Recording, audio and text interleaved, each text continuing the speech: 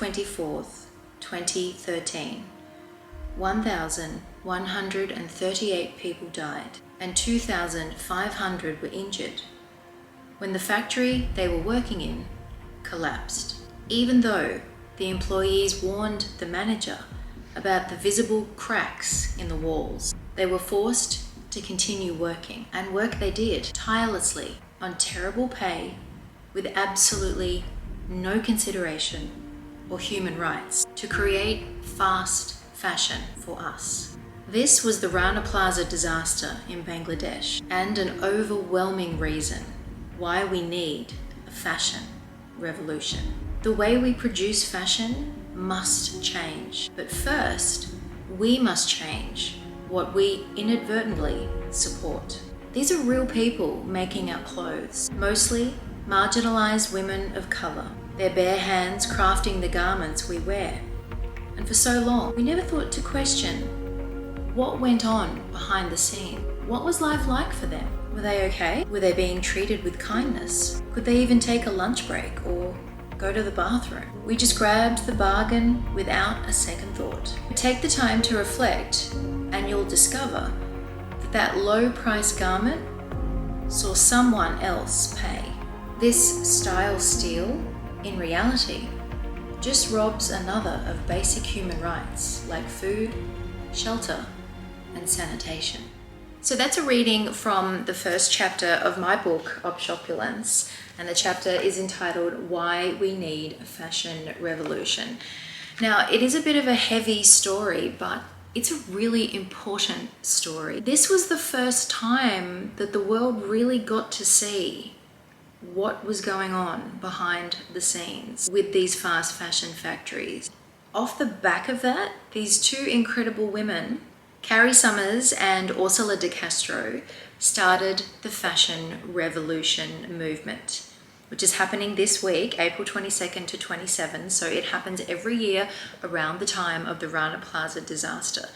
But the girls started it with the hashtag Who Made My Clothes, and it went viral. And all of a sudden, people were asking brands this question: who made this? Who are these people? Are they okay? Are they being treated fairly? And it really shone a light on what was going on and created incredible conversation and change. And while we have a long way to go, over the last decade, what the Fashion Revolution movement has done is outstanding, and I highly recommend that you go onto their website and have a look. I was really fortunate because I actually got to interview one half of Fashion Revolution, Carrie Summers, in my book. So if you haven't read that, you can check it out when you grab a copy of my book. I always put the link in the description. The girls have inspired me a lot, and I hope that this channel inspires you to think differently. So for today's video, I want to discuss 5 ways that you as an individual can be a fashion revolutionist and have an impact on everybody around you. Tip number 1 to become a fashion revolutionist is to empower yourself with education. So my book, for example, is filled with lots of education. There's lots of quotes that are at times alarming, but important for us to know, like this one. The world now consumes about 80 billion new pieces of clothing every year. This is 400% more than the amount we consumed just 2 decades ago.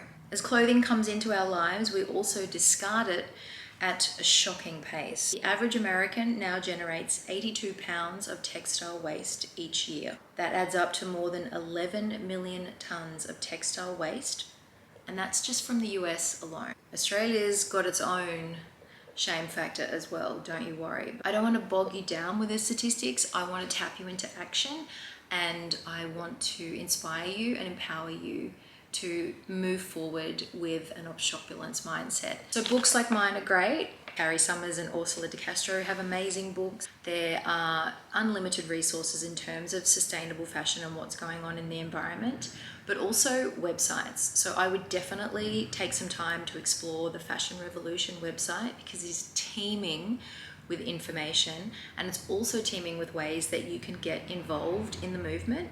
There are also some incredible documentaries that you can watch. One that I watched, I think it came out probably about 7 years ago now, maybe even longer. It was called The True Cost Movie. It was tough to watch, but I'm really glad that I did watch it because first of all, it made me angry, made me upset, and then it empowered me. I was like, okay, I need to do something as an individual. I'm clearly not doing enough and I'm not asking enough questions. And so I need to change. And I think that's the thing. It's really not about like blaming one sector, although Rana Plaza disaster is clearly an example of things that are going wrong with the factories and with the bosses of these factories that are hiring the makers and the sewers to produce these clothes, but also social media, consumerism, capitalism, this whole mindset that we're meant to buy new to feel better. There's so many moving parts, right? And I think it's important to do what you can. I'm surprised at the ripple effect that I can have. I mean, I'm just little old me, but it's amazing how many people have said to me, well, I now thrift because of you. I saw you wear this, so I'm gonna try it. And you can do exactly the same thing in your way, in your community, with your friends. So the True Cost Movie was a really good one to watch and I highly recommend it. There was also a docu-series on Netflix, Buy Now, The Shopping Conspiracy. So a similar kind of scenario to The True Cost, but it really taps you into the way these brands are thinking and the way that they're pushing buy it now, buy new, you need this, that whole mindset. So it's a good one to watch. Again, it's a bit shocking, but it's important that we empower ourselves with this knowledge so we can be a force for change. I think also looking at websites like Vogue.com can be great, Business of Fashion if you're a member, but there are a lot of free resources online to do your own research. You know, just a simple Google and ask Google questions will bring up so many different articles about what's really going on in the world of fashion, how you can be more sustainable. Just have that mindset of, I want to learn more, I want to know more. Also in my book, I talk about the Sustainable Development Goals, which were developed by the United Nations. So you can jump online and have a look at that, or if you've got my book, you can read about that in here. Be your own research and development officer and see what you can uncover about sustainable fashion, how you can be more on the ground and more active as an individual consumer. Tip number 2 to become a fashion revolutionist is to rewear and restyle what you already have. So the most sustainable outfit that we have is already in our wardrobes. First and foremost, stop before you shop. Get inspired with what you already have. I love a good dress up at home, and I've done quite a few videos here on my YouTube channel inspiring you about recreating what you've got in your wardrobe from a clothing perspective, but also accessories. I did a reimagining belt video that was really popular. There's also a video that was popular too, and it was all about old clothes, new ideas. There's lots of resources on my channel. Be inspired by yourself and what's around you and your clothes. Just have a good look in your closet and see what you've got. Pinterest, I love it on there. I create mood boards. Magazines are great. Books, of course. On Vogue Runway, you can see all of the collections. You can see all the designers, designer archives, reviews of different collections. You can zone in on the details on things. So there's lots of ways that you can get inspired, and what that does for me is I'll look at these high fashion brands and I'll think, okay, I love that they've done this layering with belts.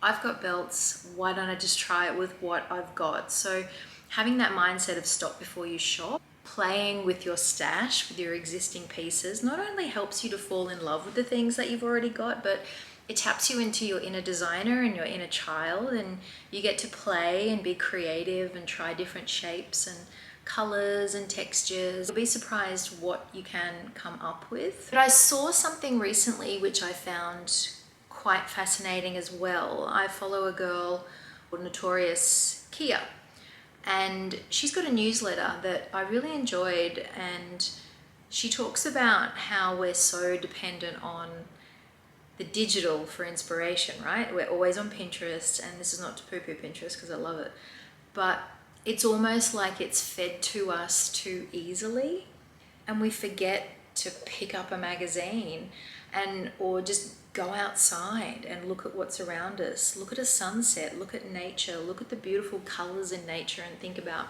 how you could craft something in terms of an outfit, and not always leaning into that digital fix. So I thought that was really interesting, and it's made me go back into all of my gorgeous magazine stash that I have, lots of British Vogue and French Vogue. So I think I'm actually going to do a video where we just do inspiration from here, no Pinterest boards.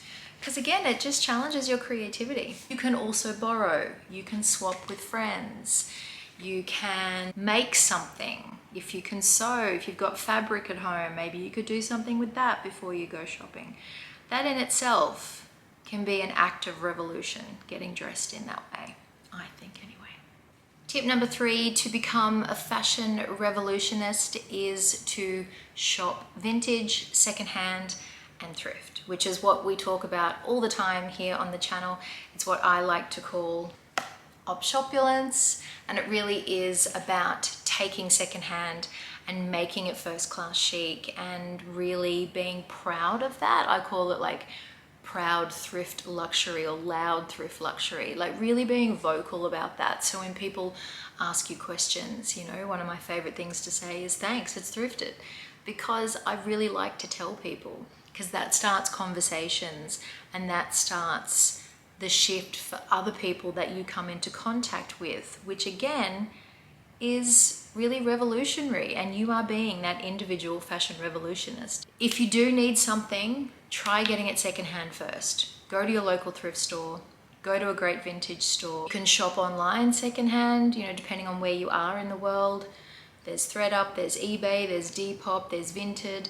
There's lots of different platforms that you can utilize. If you are a luxury girly, the SDA Collective is one of my favorites. My wish list on that is pretty epic. A lot of vintage Galliano, Jean Paul Gaultier. It's really making a resurgence now. I mean, that kind of era, that 90s Y2K era is worth a fortune now. We know this, we know that vintage is cool, but a lot of people are just kind of cottoning onto it now. Thrifting, of course, has changed my life. Like, it's incredible what you can find in a thrift store. Another tip, but when you do get things from a thrift store, think about how you can reinvent them. Could you customize them? Could you crop them? Could you paint them? Could you draw on them? Could you put quotes on them? These are all the things that I love to do with my pieces, and I've done a video about that, how to reinvent and upcycle your thrift pieces. It makes everything that you wear one of a kind, and I love that. The other reason that it's important to shop secondhand as much as we can is because we're not buying into new. There are so many textiles in existence, enough to clothe the next 6 generations. So if we're to be fashion revolutionists, then we need to use that first and foremost. And when we do that, we're diverting textile waste. So we're stopping more clothing from ending up in landfill. And quite often with charity retailers, we're supporting community, we're supporting people in the community who are doing it tough, because a lot of the time the money from those thrift stores goes into programs that the charity has set up to support local community members. So things like that are revolutionary as well. You can vote with your fashion dollar, and the more people that are voting in that way for secondhand, for vintage, for sustainable brands, the more the industry and the brands at large will have to change what they're producing, because we just won't be buying it. And that's revolutionary. Tip number 4 to become a fashion revolutionist: if you are going to buy new, try to support sustainable brands, artisan culture, women-led businesses, Black-owned businesses. These are all revolutionary shopping habits that you can instill to support a more conscious and mindful fashion industry. So every brand that you're looking at buying from new, do a bit of investigation before you do shop with them. Have a look at their website, get to know their story, their About Us page, look at their Instagram, their TikTok, whatever it may be. Maybe they have a YouTube. really suss them out and get to know them, get a feel for them, see if you can actually connect with the maker and have a conversation with them. My tip is to always look on their website for a sustainability page, their ethos, their ethical practices, and quite often if I can't find one, I'll ask the brand for more information. And if they're willing to share it and they're trying to do better, then I'm all ears. My rule of thumb is if I can't find a page like that on their website and I can't talk to anyone, then chances are I'm not going to shop with them. There's also an app called Good On You. You can type in a brand that you're thinking of shopping with and it will give you a rough rating of how they're doing, supporting their workers, how much energy they're using, so water, electricity, carbon footprint, what materials are they using, where is it made. So it'll give you a bit of a rough breakdown. I find sometimes that it's not always as detailed as I would like, but again, you can reach out to brands, you can ask them questions, and if they're not transparent, then that's kind of your answer, right? And tip number 5 to become a fashion revolutionist: get into the mindset of make, do, and mend. And there's a little bit more of a kind of detailed way to look at this, but what I mean by that is find yourself a good tailor. So if you are shopping secondhand, say you find a really beautiful vintage Christian Dior jacket in a thrift store, which has happened to me. It cost me $30 from a thrift store, and then it cost me $20 to have it tailored in at the waist and a little bit on the shoulders. So it was still much cheaper than it would have been buying it new, and now it's tailored to fit me. So instead of going out and buying a new one, I'm making do with what I have and I'm having it mended or tailored, given this beautiful bespoke touch to suit my body. On top of that, think about what is around you. So lean into your local area. You'll be surprised who you can find. My bootmaker is one of my besties. I go to him to fix my shoes. He's altered belts for me. I found beautiful belts in thrift stores with great buckles, but the belt itself is not good. He's switched them out and put a new leather belt on it for me, but I've managed to keep these beautiful vintage buckles. He can help with my jewelry sometimes. Like, he's really special. So having him is great. And I'm always on the lookout for local makers who can do things like emboss leather, like I've done on my bags and belts before. Unfortunately, it's a bit of a dying art these days, but have a look in your local area. Just Google and see who you can find. And also in that way, you're supporting a small business, you're supporting local, instead of leaning into a big corporate giant. Learn to sew, and I'm saying this for myself, Faye, you really need to learn to sew, but also just simple things. Knowing how to sew a button on a jacket, I know how to do that. I know how to fix a hem, so I can hand stitch, and my grandma taught me that, and I'm really grateful. So getting those skills in place is just, it makes you value your clothes more, and it feels nice to be able to mend them. I can do that for my husband too, because he's so rough on his clothes, so I'm always having to patch things up for him. If you can learn to sew, then the world is your fashion oyster. You can do all sorts of revolutionary things. You can upcycle, you can combine garments to create a totally different shape. You can cut the top off one jacket and add it to the bottom of another. You can switch out the sleeves. I mean, that is taking back your fashion power and being a fashion revolutionist. So I hope this video inspired you 5 ways to be a fashion revolutionist. And if you are watching while Fashion Revolution is happening, get involved, reach out to brands and ask them who made my clothes, where did this come from? All of these powerful questions become a ripple effect. And the more that we as individuals can lean into that, the more the industry will change, and the more that we as a collective will change the way we look at things. So empower yourself with education, rewear and restyle what you already have. Think about how you can stop before you shop. When you do shop, try secondhand first. If you are going to shop new, try your best to do it sustainably. I know it's not always possible. There are other factors that come into play. I totally get that. And these are just suggestions. But if you are going to look at sustainable brands, connect with them, explore their websites and their socials, get to know who they are, ask some questions if they're available and open for that. So you as a consumer and as a shopper can feel empowered and feel good about your choices. And then get into the make, do and mends. Find yourself a good tailor who's in your local area that can help you reinvent your clothes. And then empower yourself by learning how to sew, whether it's just a button and a hem or getting your Fashion Revolutionist ninja on and becoming an awesome sewer. That's definitely a goal for me. Let's be honest, you're a fashion revolutionist for watching this video. So I'm sending you lots of thrifty love.